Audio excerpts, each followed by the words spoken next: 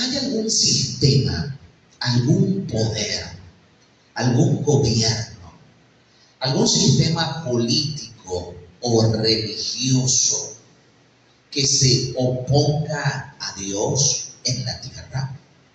¿Habrá algún sistema que haya intentado o que esté intentando usurpar la autoridad, el poder y la influencia de Dios en el mundo para restar la influencia de Dios para salvación en la humanidad?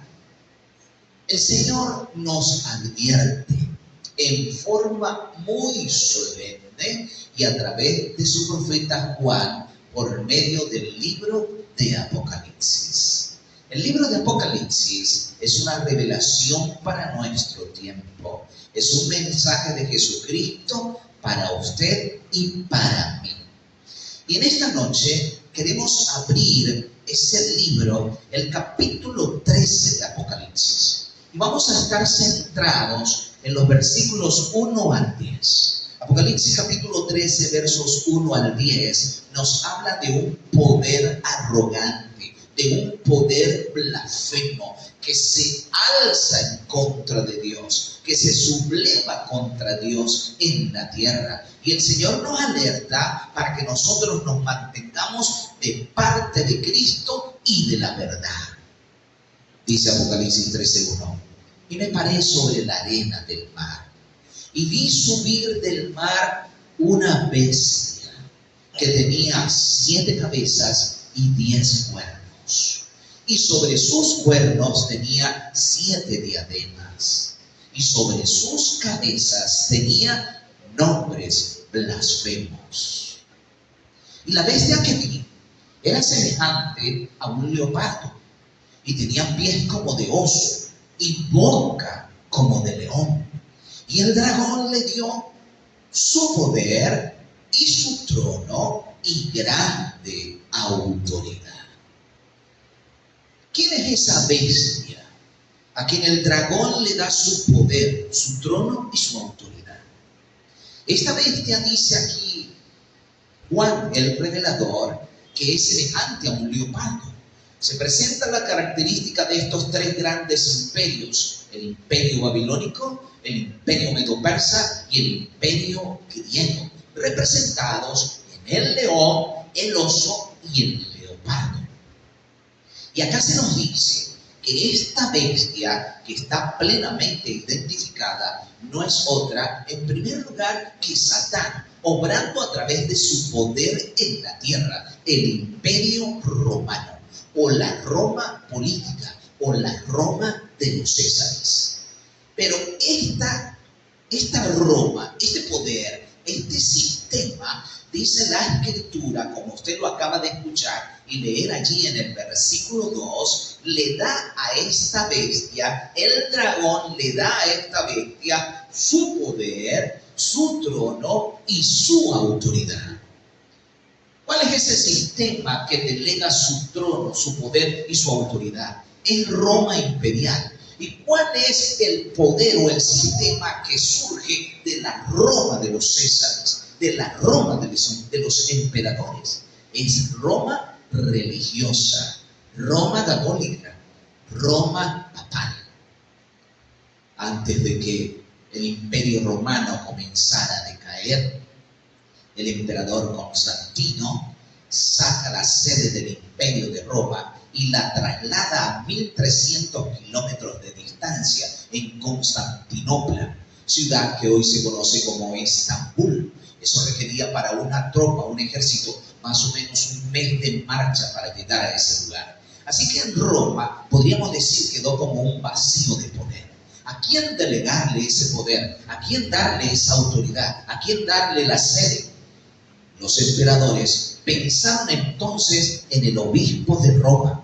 Era la persona más influyente, era la persona con mayor autoridad moral y religiosa. Así que los césares o los emperadores le dieron a Roma religiosa, a Roma católica, la autoridad. Le dieron la tesorería, le entregaron la sede, le entregaron el ejército y le dieron poder. la sucesora de Roma imperial, ¿quién es? Roma papal. ¿Estamos claros? Dice el versículo 3. Pero vi una de sus cabezas como herida de muerte. Pero su herida mortal fue sanada. Y toda la tierra se maravilló en pos de la bestia. ¿Cuándo sucedió eso? En el año 1798, Napoleón le da la orden al general Berthier que se traslade hasta Roma con una tropa y tome cautivo al Papa de turno. Ellos llegan en diciembre de 1797 a las afueras de Roma. Como era invierno, tuvieron que esperar hasta el mes de enero de 1798. Cuando llegaron a Roma, estaba el Papa de turno que estaba celebrando sus 23 años como Papa. Era el Papa Pío VI. Estaba en una misa.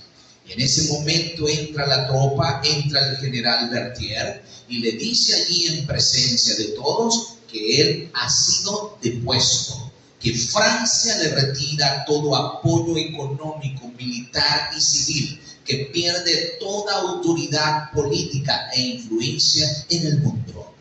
El Papa queda un poco desconcertado. Sin embargo, logra componerse. Pero a partir de ese momento es llevado preso, llevado a Francia y muere en la ciudad de Valencia el siguiente año, en agosto de 1799. La bestia sufrió una herida mortal. ¿Pero qué dice la Biblia? ¿Qué dice el revelador?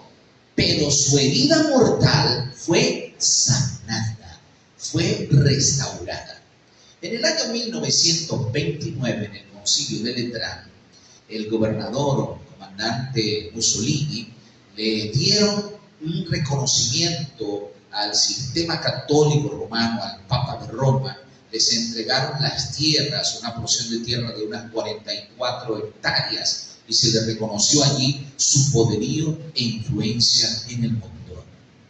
Nadie puede negar o desconocer que el sistema católico romano, que el sistema papal es una autoridad en el mundo, una influencia y un poder moral y religioso en el mundo.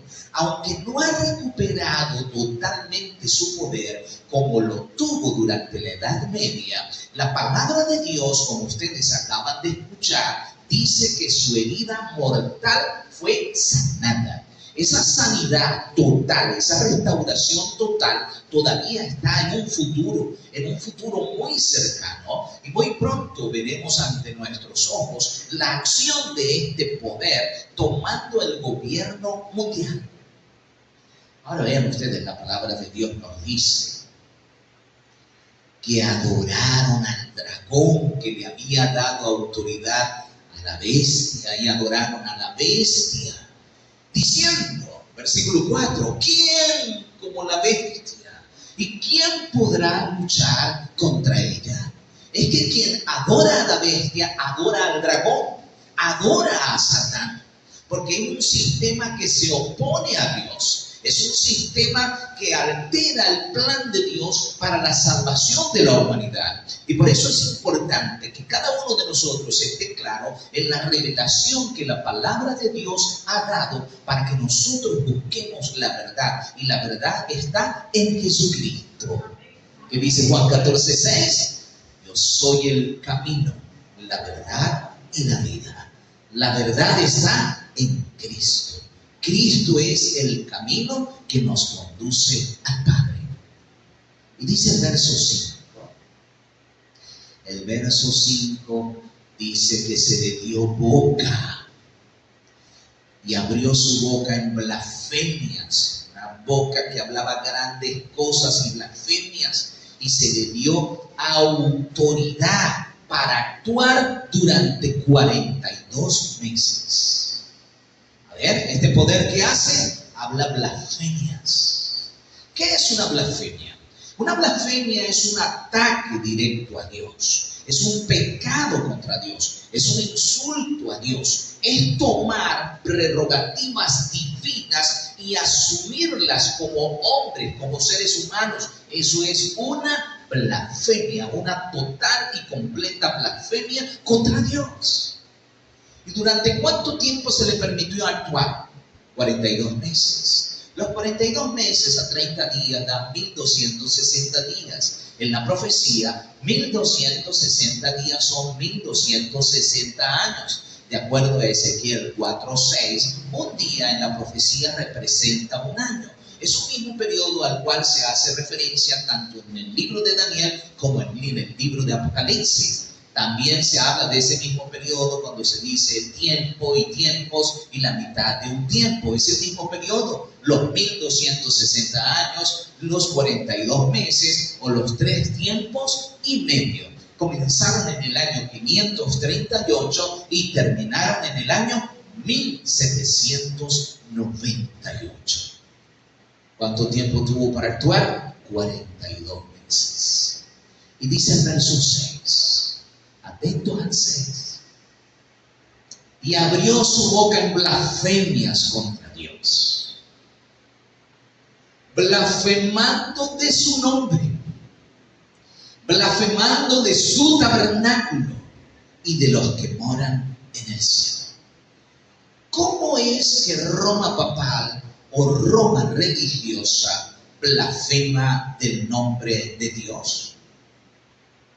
Cuando ustedes leen la prensa que el Papa viene de visita a un país, los periodistas por lo general escriben o dicen: viene el Santo Padre. ¿Cómo le dicen? Según la Biblia, ¿quién es el único Padre Santo? Dios. Es un título que solo le corresponde a Dios. Ningún ser humano debe asumir ese título. Asumir ese título es una blasfemia contra Dios. Es tan delicado que el mismo Señor Jesucristo nos enseñó diciendo: a ninguno llaméis Padre en la tierra, porque uno es vuestro Padre, Dios. A Él se le debe dar toda adoración. Vean otra blasfemia. El sistema católico romano le ha dado autoridad a los sacerdotes para perdonar pecados. Ellos dicen en latín, o decían en latín, ahora lo dicen en español. Cuando una persona va al confesionario, hace su confesión, decían en latín: ego te absolvo tuis peccatis. Yo te perdono tus pecados. De acuerdo con la Biblia, con la enseñanza de la palabra de Dios y con la enseñanza de nuestro Señor Jesucristo, ¿quién es el único que puede perdonar pecados? Dios. Que un ser humano vaya a otro ser humano, a otro pecador como él, o peor pecador, a pedirle perdón, es una degradación. Que una persona le pida perdón a otra persona en forma como si fuera Dios es una blasfemia, es una degradación humana. Y saben ustedes, eso es un sistema corrupto, un sistema perverso, impío. ¿Saben por qué? Porque a las personas, a la mayoría de los seres humanos, le es más fácil ir y confesarse con un sacerdote que confesarse con Dios. Porque a Dios no se le puede ocultar nada. A Dios no se le puede mentir. A Dios no se le puede engañar. Y cuando vamos a Dios para confesar nuestros pecados, es porque estamos experimentando el arrepentimiento verdadero. Pero eso es muy difícil que suceda cuando se hace ante otro mortal, ante otro pecador. Por otro lado, también dice que blasfema tabernáculo, de lo que se hace en el cielo. Este sistema se ha inventado una iglesia en la tierra que pretende sustituir lo que Cristo está haciendo en el cielo para perdonar y restaurar nuestras almas y darnos el perdón de nuestros pecados, la limpieza de nuestras iniquidades. Eso lo está haciendo Cristo, ¿dónde? En el cielo. Pero hay un sistema opositor, blasfemo, que aquí en la tierra pretende sustituir ¿a quién? Al ministerio de Cristo en el cielo. Eso es blasfemia. Mis queridos, la palabra de Dios nos dice también que se le dio poder, se le dio autoridad para hacer guerra contra los santos y vencerlos. Y se le dio autoridad sobre toda tribu, pueblo, lengua y nación. Eso está en el verso 7. Eso sucedió durante la Edad Media. Pero de acuerdo a lo que está mencionando la profecía en este capítulo 13, verso 7, es un evento en el futuro. Todavía no ha sucedido, pero llegará un momento en que este poder volverá a recuperar su autoridad y la ejercerá ¿dónde? ¿Cómo dice la Biblia? Tribu, pueblo, lengua y nación. O sea, el mundo entero. De hecho, ahí mismo en esta revelación que estamos estudiando, la palabra dice, y la adoraron, versículo 8, y la adoraron todos los moradores de la tierra, los que no estaban escritos en el libro de la vida del Cordero, que fue inmolado desde el principio del mundo. ¿Quiénes la adoraron? Los que no estaban en el libro de la vida. ¿Saben?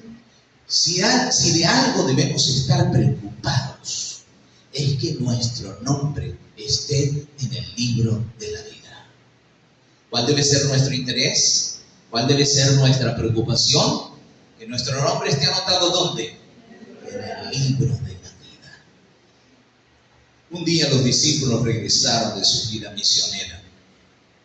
Vinieron muy contentos, muy felices, diciéndole al Señor, Señor, en tu nombre hicimos milagros, en tu nombre hicimos sanidades, en tu nombre expulsamos demonios, los demonios se nos sujetaban. Y el Señor Jesús les dice, no se alegren por eso, alégrense de que su nombre esté escrito en el libro de la vida. ¿Quiénes van a adorar a la bestia? ¿Quiénes van a seguir los dictados y directrices de este sistema apóstata que existe en el mundo y que se opone a Dios y que se opone al plan de Dios y a la intercesión de Dios en el santuario celestial? ¿Quiénes? Los que no estén escritos en el libro de la vida del Cordero, que fue inmolado ¿desde cuándo? Desde el principio del mundo. Todavía no habíamos sido creados, todavía no habíamos venido a la existencia y ya el Señor nos amaba. Ya el Señor había hecho un plan para redimirnos del pecado, para restaurarnos, para reconciliarnos con Él, para volver a ser nosotros parte de la familia de Dios en la tierra y en el cielo. Alabado sea nuestro Señor Jesucristo. El Cordero inmolado. Cuando el Señor Jesús comienza su ministerio, Juan está a orillas del Jordán y ve a Jesús en ropa sencilla, como un humilde Galileo, e inspirado por el Espíritu Santo dice Juan 1:29, he aquí el Cordero de Dios que quita el pecado del mundo. Tal vez ustedes habrán escuchado la historia de Pocahontas. Les quiero narrar la historia, pero no la de la comiquita o la de la película, la verdadera historia. Eso sucedió allí en el condado, en la población de Jamestown, Estados Unidos. Había problemas entre los colonos y los indígenas. Juan Smith era el líder de los colonos. Había problemas y peleas por las tierras y se quería evitar a toda costa la guerra, el derramamiento de sangre y todo esto. Así que Juan Smith era el representante de los colonos para hablar con los indígenas. Powhatan era el cacique, el líder de los indígenas. Juan Smith estaba un día allí entre los indígenas y vinieron un grupo de indígenas y lo tomaron y lo pusieron sobre una roca. Y tomaron sus lanzas como si fuesen a sacrificarlo o matarlo. En ese momento, la hija favorita de Powhatan, el cacique, salió corriendo y se puso sobre Juan Smith. Era la joven Pocahontas. Con esto estaba diciendo que entregaba su vida en lugar de la de Juan Smith. Por supuesto, se suspendió la ejecución. Días después, Juan Smith quedó sorprendido de que el cacique lo había adoptado como su hijo honorífico. Tiempo después, Pocahontas se casó con un creyente cristiano llamado Juan Rolfe. Y Pocahontas llegó a conocer acerca del cristianismo, acerca de Jesús. Ya ella había ofrecido su vida por otra persona. Ahora entendió que alguien había ofrecido su vida por ella. ¿Y ese alguien quién es? Jesucristo, el Cordero de Dios que quita el pecado del mundo. ¿Estamos nosotros dispuestos a aceptar a ese Cordero? Que Cristo sea el que tome nuestro lugar y nosotros aprovechar esa oferta de salvación que Cristo nos da. Es la mayor gracia. Es el más grande regalo que Dios nos ha dado a través de Jesucristo. Gloria a su nombre. Mis queridos, dice la palabra de Dios en el versículo 9 y versículo 10. Si alguno tiene oído, oiga. Es muy importante que ustedes y yo oigamos la palabra. Leamos la palabra, practiquemos la palabra. Y dice el verso 10, si alguno lleva en cautividad, él también irá en cautividad. Si alguno mata a espada, él también debe morir a espada. Aquí está la paciencia y la fe de los santos. El papado durante la Edad Media fue férreo. Castigaba duramente a toda persona que se oponía al sistema religioso de Roma. El pecado y el delito de las personas: leer la Biblia, guardar el sábado, obedecer los mandamientos, querer vivir de acuerdo con las enseñanzas de Jesucristo. Eran perseguidos, eran llevados en cautividad, eran asesinados, mujeres, hombres o niños. Eran masacres terribles por el simple delito de querer ser fieles a Dios.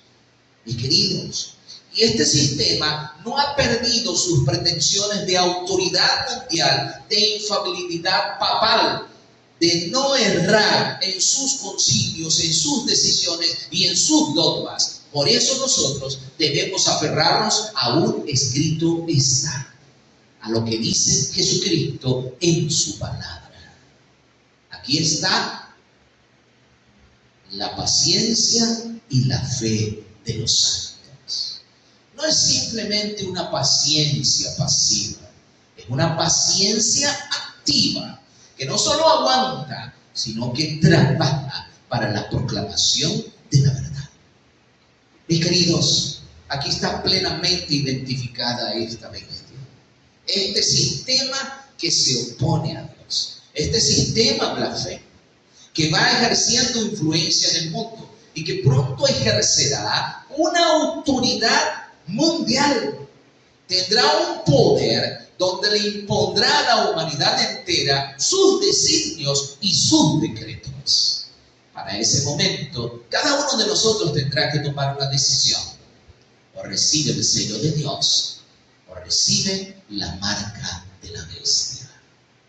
¿Queremos recibir nosotros el sello de Dios? Queremos preparar nuestra alma y nuestro corazón para recibir todos los beneficios de la gracia de Dios en nuestras vidas. No olviden, ¿quiénes son los que adoran a la bestia?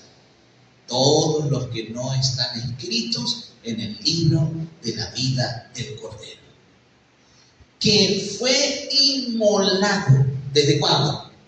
Desde el principio del mundo.